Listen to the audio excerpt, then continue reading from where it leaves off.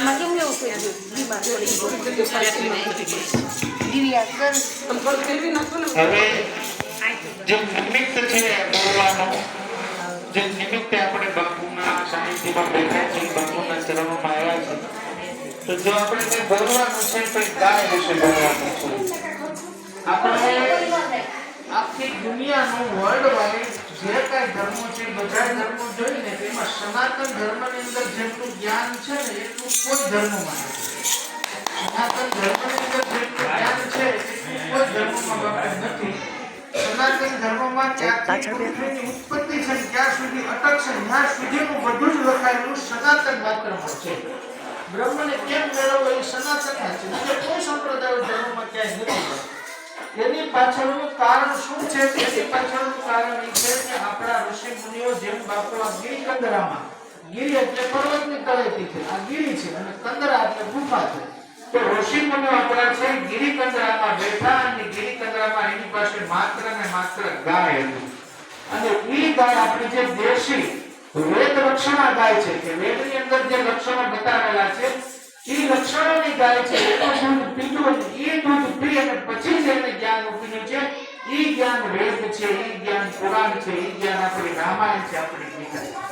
આજે કોઈ ધારે, કોઈ વિચારે, ગમે એટલું હોશિયાર હોય, ગમે એવું તપ કરે, ગીતાજી ન લખી શકે, રામાયણ ન લખી શકે. શા માટે?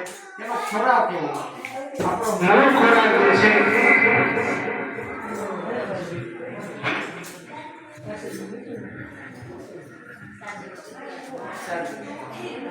એટલે મૂળ ખોરાક જે છે એ ગાયનું દૂધ.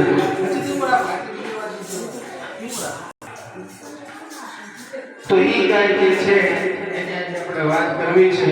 આપણા દેશમાં આપણે જ્યારે આઝાદ થયા ને ત્યારે ગાંધીજીએ એમ કીધું કે 33 કરોડ માનવોનું ભારત માતાને વંદન છે. ત્યારે 33 કરોડ આપણા દેશમાં જ્યારે આઝાદી થઈ ને ત્યારે મનુષ્યો હતા અને ત્યારે 23 કરોડ ગાય હતી.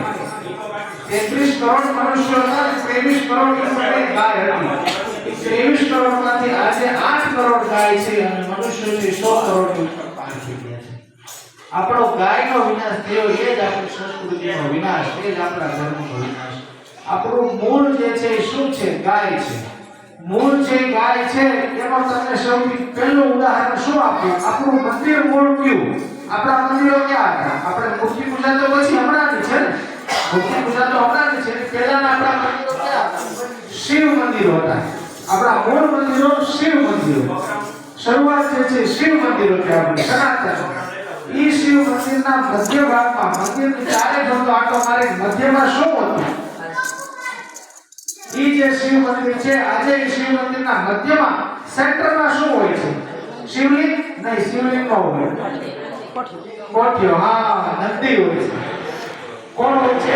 નંદી હોય છે. નંદી છે એ ધર્મનું મૂળ છે. નંદી શા માટે મૂળ છે? નંદીથી જ ગાય આવે, ગાયથી જ આપણું સંબંધ થાય ને ગાય જ આપણો ખોરાક છે. એટલે હિન્દુ માટે સર્વપ્રથમ કોઈ દેવી દેવતા છે તો ગાય છે. ખૂબ આનંદની વાત છે. આજે બાબા ગૌશાળાઓ બધું ખુલી રહી છે.